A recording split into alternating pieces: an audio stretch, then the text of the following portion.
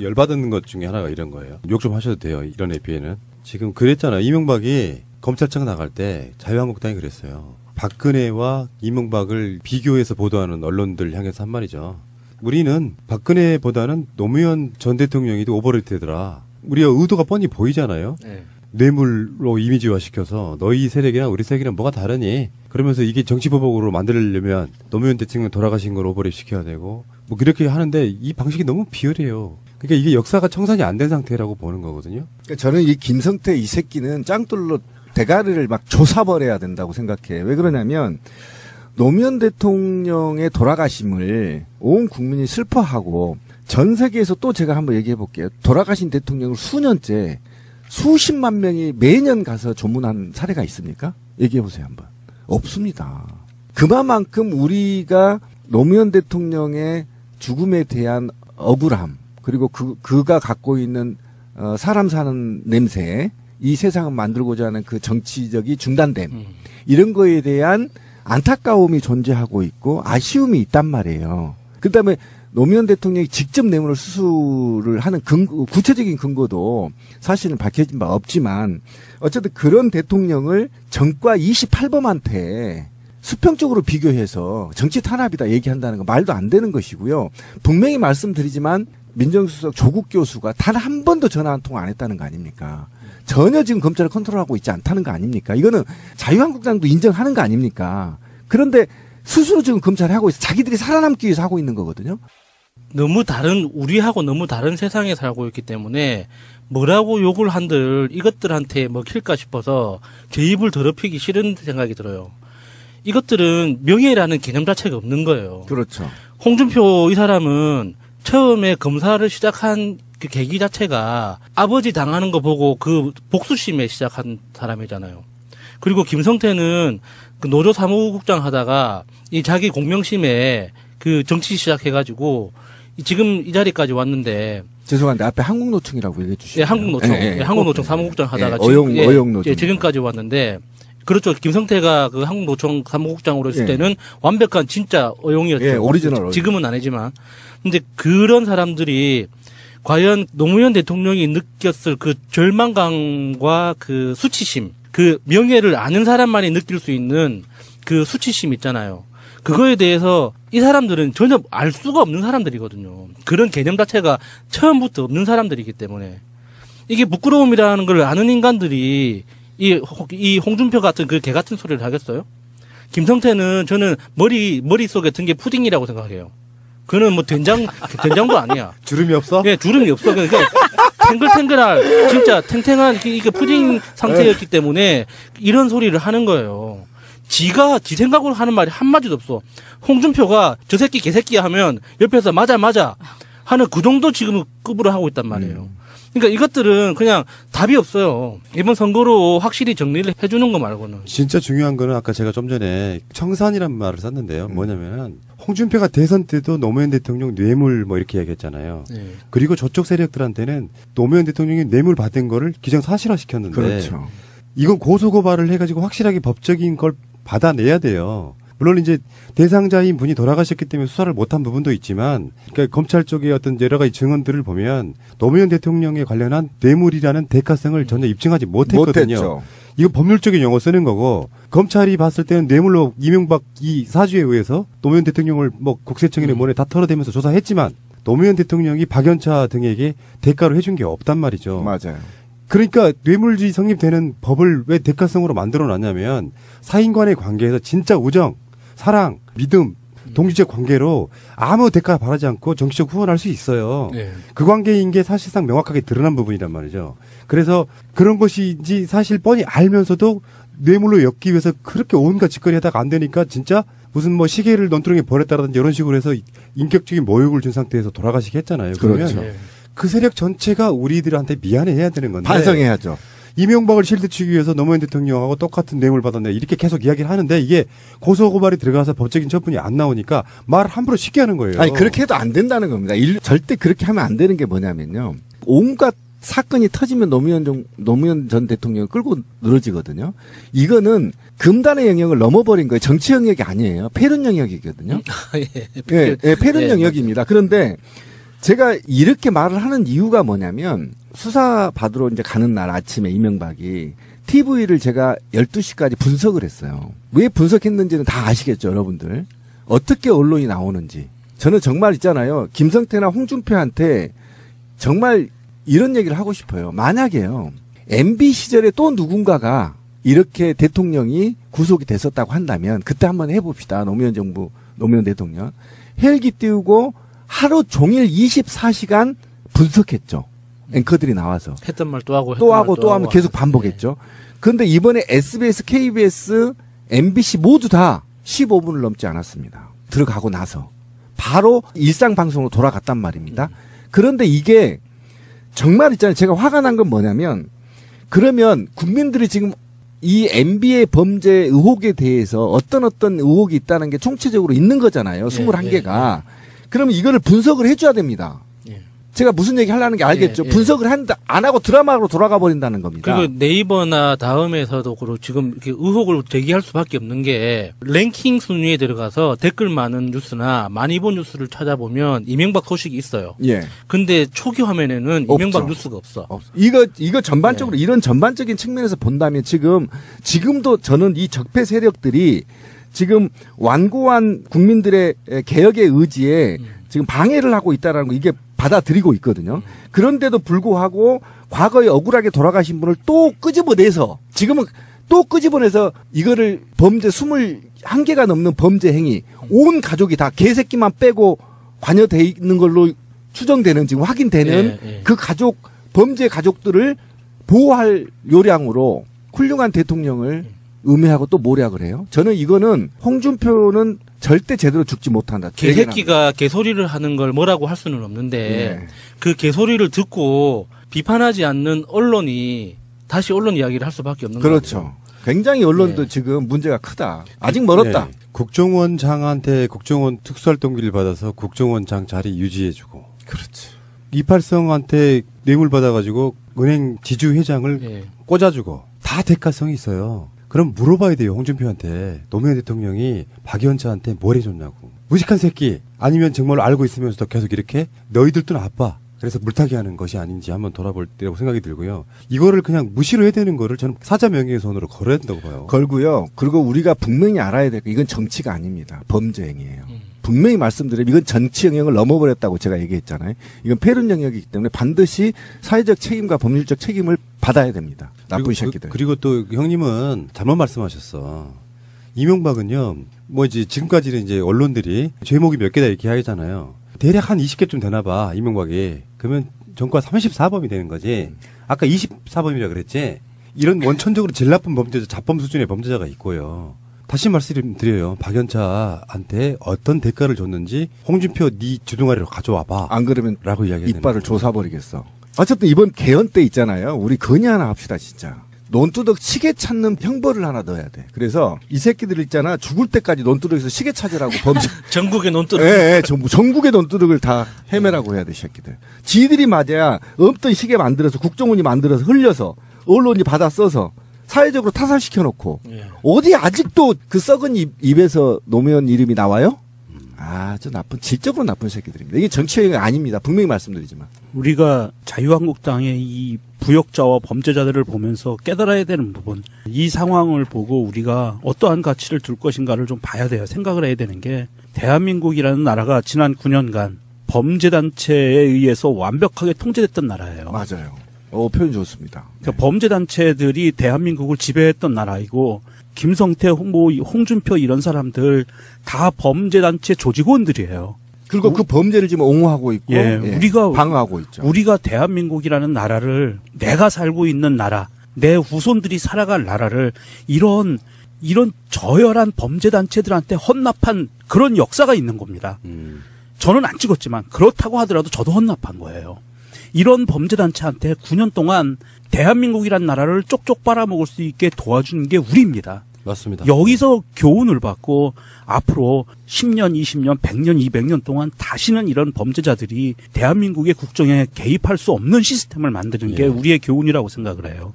남북 정상회담만 이루어지고 있는 건 아니죠. 이 과정에서 여러 가지 교류들이 지금 알게 모르게 시작되고 있는데 최근에 이제 김홍걸 민화협 상임부장이 지금 밝힌 것 중에 하나가 북한 쪽에서요. 우리 측 인사를 만나서 책을 지원받을 수 있는지 물어봤다는 거예요. 그래서 무슨 책이냐 이렇게 물어보니까 주로 우리말로 된 과학 분야 서적이며 문학 서적도 받을 수 있으면 좋겠다. 옛날에 북한이요. 남한의 책 제공에 대해서는 한글 서적은 거부하고 영어 등 외국 서적만 받겠다고 하는 경우가 많았대요. 근데 이번에는 한글로 된 과학, 문학 이런 서적을 지원해 줄 수 없냐 이렇게 물어봤다는 거예요. 어마어마한 변화 중에 하나인 거죠. 네. 저는 이 기사 보고 만약에 내가 북한에 책을 보낸다면 어떤 책을 보낼까 생각을 해서 몇 권을 골라봤어요. 훌륭하시네요. 그러니까 우리나라 이제 사실 이공계 분야, 과학계 분야 이 책은 좀 부족합니다. 사실 대부분이 번역 서적들이고 일본과 미국 거에 그러니까 번역이죠. 저작 활동에 대해서 지원 프로그램이 지원 제도가 거의 없어요. 그렇죠. 그래서 이 이공계 출신 과학자들 중에 글쓰기 능력이 되는 분들이 굉장히 드물거든요. 그래서 이제 결과적으로는 이제 소설 몇 권하고 사회과학 책 하나를 골랐는데 이제 저는 그 최근에 박시백 화백이라는 분이 35년이라는 책을 만화책이에요. 이게 그 일제강점기 35년을 다룬 굉장히 디테일하게 만화책인데도 불구하고 지금 6권 시리즈를 목표로 3권이 지금 발간됐는데 그 책이 제가 알고 있는 그 일제강점기를 다룬 책 중에서 가장 구체적이고 디테일하면서 등장인물이 가장 상세하게 묘사되어 있는 거예요. 그래서 이제 북한 측에서도 이제 근현대사에 대해서 굉장히 연구가 많이 돼 있거든요, 북한도. 그래서 우리 대한민국이 바라보는 근현대사에 대한 시각과 북한의 어떤 시각을 좀 같이 비교를 해서 계속 교류를 하자라는 그런 뜻이고, 조정래 작가의 태백산맥 아리랑 한강, 박경리 작가의 동의하고. 토지, 동의하고. 이런 책들은 광복 이후에 대한민국이 그러니까 이념과 경제, 그러니까 사상과 돈, 이 밥그릇 이 두 개를 두고 굉장히 많은 질곡이 있었잖아요. 그렇죠. 그래서 지금까지 많이 왜곡된 상태에서 성장을 했는데 그거를 굉장히 광활하고 디테일하게 서술을 한 작품이란 말이에요. 그래서 북한이 만약에 태백산맥을 비롯한 토지 같은 작품을 깊이 있게 읽을 수 있으면 우리를 잘 이해할 수 있을 거라고 봐요. 우리가 자본주의에 물들어가면서 많이 북한하고 정말 많이 달라졌잖아요. 그렇죠. 공통점이 훨씬 많긴 하지만 그 차이라는 게 너무 크거든요, 지금. 그래서 서로를 이해할 수 있는 계기가 되지 않을까. 그리고 마지막으로 이제 최근에 이완배 기자가 그 한국재벌 흑역사라는 책을 내놨거든요. 이제 이게 경제성장이라는 거를 핑계로 돈을 이렇게 함부로 내버려 두면 이런 부작용이 생긴다는 걸 이제 미리 알 필요가 있는 거죠, 북한도. 이 앞으로 북한도 그 개방하고 성장을 시작할 텐데 이게 우리 겉에서 보기에는 멀리서 보면 대한민국이 효율이 좋아 보이잖아요. 뭐 상강의 기적 이렇게 해가지고 뭐 고속 성장을 했다고 하지만 그 고속 성장 이면에 이런 문제들이 있었고 그 재벌들 때문에 지금 대한민국이 겪고 있는 아픔들이 이런 현상을 겪고 있다는 걸 까놓고 보여줄 필요가 있다고 봐요. 멋지세요. 예, 그래서 한국재벌 흑역사라는 책도 같이 보내줬으면 좋겠어요. 박수 한번 쳐줘야 돼, 이럴 때. 정말 깨알같이 준비하셨네요. 그죠? 그러니까 이게 과학 서적에 이해가 되는데 문학 서적은 약간 사상 통제 개념에서 보면 위험할 수 있는 것들이 많잖아요. 그런 내용들을 그냥 이렇게 받아준다는 거.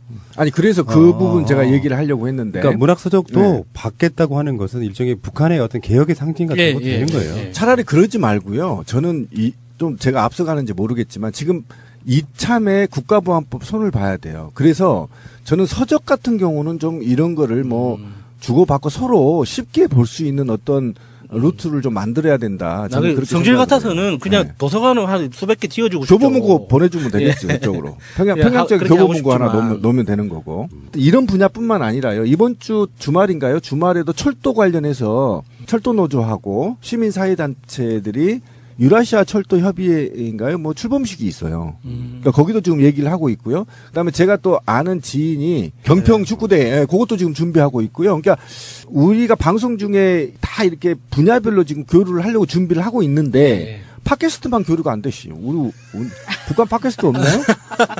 빨리 좀 열어주세요, 지금. 팟캐스트 교류 협의 하나 만들어야 되는 거기 있어야지 교류를 하죠. 거기 만들어야지 빨리. 북한에도 스마트폰 500만 대가 넘는데요. 500만 유통되는 게. 지금. 우리가 찾아보죠 뭐. 네. 북한에는 팟캐스트가 없을까 비슷한 거. 팟빵 깔았겠네. 아니요, 내가 봤을 때는 김정은 위원장은 팟캐스트를 팟빵을 통해서 듣고 있습니다. 듣고 있을 것 같아요. 김정은 맥북 쓰거든요. 아, 그래서 제가 봤을 때는 좋아요 하트도 누르고 계십니다. 네, 알겠고요. 흥분된다, 그죠? 이게 남북 얘기만 관계가 들어도. 탄탄해지려면 민간 교류가 완벽하게 활성화돼야 돼요. 맞아요. 예. 그래야 쉽게 안 무너지는 거거든요. 정부에 의해서만 남북 교류가 되고 남북 정상회담 한다고 그래서 좋은 효과가 가식으로 나오는 건 아니고. 그러니까 제가 염려한 건 제가 자꾸 이제 빗나가는 것 같은데 죄송해서 이번에 꼭 그 노무현 정부 시절에 저희 공무원 노조도 평양에 갔었거든요. 그래서 김정은 위원장 테이블에 앉아서 차도 마셨어요. 그런데 이게 다른 정권이 넘어가면요 죄가 될 수 있어요. 저는 이게 염려돼서 무섭지. 저는 제도적으로 좀 보완을 미리 해야 된다. 미리미리 해야지. 그래서 내가 정세균 의장지 또 내가 한마디 하겠는데 지금 국회는 있잖아요. 거의 이제 휴업 상태 아닙니까? 그러면 지금 대통령은 지금 뭐 미친 듯이 남북 관계 개선을 위해서 지금 동북아 평화를 위해서 노력하고 있는데 국회는 지금 뭐 하고 있냐? 거기에 맞는 법들을 빨리빨리 통과시켜 주고 이런 제가 염려스러워서 움찔거리는 것들 이런 것들이 없도록 빨리 만들어 주는 게 바로 국회의 할 일이란 말이에요. 그래서 국회가 지금 정의장이 좀 나서면 좋겠다. 제발 좀 저희 계속 지금 여러 번 지금 촉구를 하는데 그래서 그것만 풀려준다면 민간교류 아까 권 PD가 얘기한 대로 지금 축구부터요 배드민턴 뭐 이명박 좋아하는 테니스대 뭐 이거 많이 있거든요. 빨리 좀 교류가 될 수 있도록 법률적으로 좀 제정을 해야 된다. 맞습니다. 근데 그런 사람들이 과연 노무현 대통령이 느꼈을 그 절망감과 그 수치심, 그 명예를 아는 사람만이 느낄 수 있는 그 수치심 있잖아요. 그거에 대해서 이 사람들은 전혀 알 수가 없는 사람들이거든요. 그런 개념 자체가 처음부터 없는 사람들이기 때문에 이게 부끄러움이라는 걸 아는 인간들이 이 홍준표 같은 그 개 같은 소리를 하겠어요? 김성태는 저는 머릿속에 든 게 푸딩이라고 생각해요. 그는 뭐 된장도 아니야. 주름이 없어? 예, 주름이 없어. 그러니까 탱글탱글한 진짜 탱탱한 이게 푸딩 상태였기 때문에 이런 소리를 하는 거예요. 지 생각으로 하는 말이 한마디도 없어.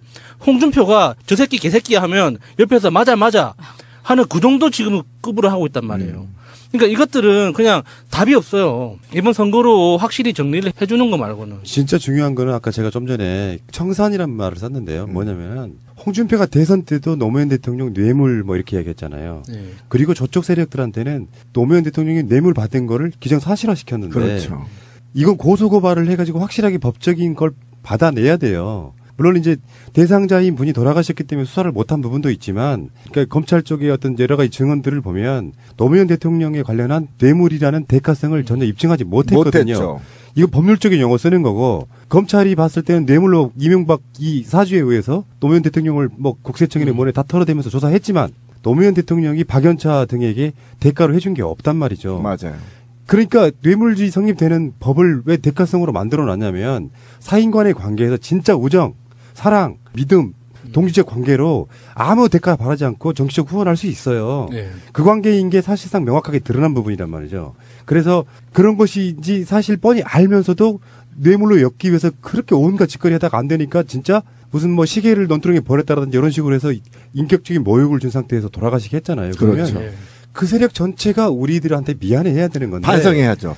이명박을 실드치기 위해서 노무현 대통령하고 똑같은 뇌물 받았네 이렇게 계속 이야기를 하는데 이게 고소고발이 들어가서 법적인 처분이 안 나오니까 말을 함부로 쉽게 하는 거예요. 아니 그렇게 해도 안 된다는 겁니다. 절대 그렇게 하면 안 되는 게 뭐냐면요. 온갖 사건이 터지면 노무현 전 대통령을 끌고 늘어지거든요. 이거는 금단의 영역을 넘어버린 거예요. 정치 영역이 아니에요. 폐륜 영역이거든요. 예. 뇌물을 수수를 하는 구체적인 근거도 사실은 밝혀진 바 없지만 어쨌든 그런 대통령을 전과 28범한테 수평적으로 비교해서 정치 탄압이다 얘기한다는 거 말도 안 되는 것이고요. 분명히 말씀드리지만 민정수석 조국 교수가 단 한 번도 전화 한 통 안 했다는 거 아닙니까? 전혀 지금 검찰을 컨트롤하고 있지 않다는 거 아닙니까? 이거는 자유한국당도 인정하는 거 아닙니까? 그런데 스스로 지금 검찰이 하고 있어. 자기들이 살아남기 위해서 하고 있는 거거든요. 우리하고 너무 다른 세상에 살고 있기 때문에 뭐라고 욕을 한들 이것들한테 먹힐까 싶어서 제 입을 더럽히기 싫은 생각이 들어요. 이것들은 명예라는 개념 자체가 없는 거예요. 그렇죠. 홍준표 이 사람은 처음에 검사를 시작한 그 계기 자체가 아버지 당하는 거 보고 그 복수심에 시작한 사람이잖아요. 그리고 김성태는 그 노조 사무국장 하다가 이 자기 공명심에 그 정치 시작해가지고 지금 이 자리까지 왔는데. 죄송한데 앞에 한국노총이라고 얘기해 주시죠. 예, 한국노총. 예, 한국노총 사무국장 하다가 어용노총. 지금까지 왔는데. 그렇죠. 김성태가 그 한국노총 사무국장으로 했을 때는 완벽한 진짜 어용이었죠. 예, 오리지널 어용. 지금은 아니지만. 패는 영역입니다. 그런데 제가 이렇게 말을 하는 이유가 뭐냐면 수사 받으러 이제 가는 날 아침에 이명박이 TV를 제가 12시까지 분석을 했어요. 왜 분석했는지는 다 아시겠죠, 여러분들. 어떻게 언론이 나오는지. 저는 정말 있잖아요. 김성태나 홍준표한테 정말 이런 얘기를 하고 싶어요. 만약에요. MB 시절에 또 누군가가 이렇게 대통령이 구속이 됐었다고 한다면 그때 한번 해봅시다. 노무현 정부, 노무현 대통령. 헬기 띄우고 하루 종일 24시간 분석했죠. 앵커들이 나와서. 했던 말 또 하고 또 하면 계속 반복했죠. 그런데 이번에 SBS, KBS, MBC 모두 다 15분을 넘지 않았습니다. 들어가고 나서. 바로 일상방송으로 돌아갔단 말입니다.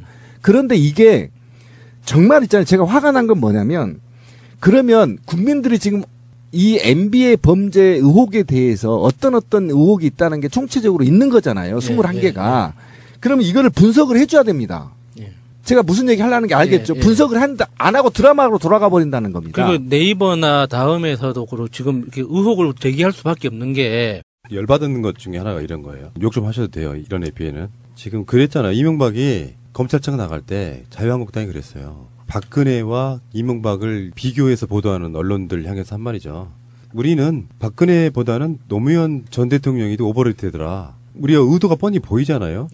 뇌물로 이미지화 시켜서 너희 세력이랑 우리 세력이랑 뭐가 다르니? 그러면서 이게 정치보복으로 만들려면 노무현 대통령 돌아가신 걸 오버레이트 시켜야 되고 뭐 그렇게 하는데 이 방식이 너무 비열해요. 그러니까 이게 역사가 청산이 안 된 상태라고 보는 거거든요. 그러니까 저는 이 김성태 이 새끼는 짱돌로 대가리를 막 조사버려야 된다고 생각해. 왜 그러냐면 노무현 대통령의 돌아가심을 온 국민이 슬퍼하고 전 세계에서 또 제가 한번 얘기해 볼게요. 돌아가신 대통령을 수년째 수십만 명이 매년 가서 조문한 사례가 있습니까? 얘기해 보세요 한번. 없습니다. 그만큼 우리가 노무현 대통령의 죽음에 대한 억울함 그리고 그가 갖고 있는 사람 사는 냄새 이 세상을 만들고자 하는 그 정치적이 중단됨 이런 거에 대한 안타까움이 존재하고 있고 아쉬움이 있단 말이에요. 그다음에 노무현 대통령이 직접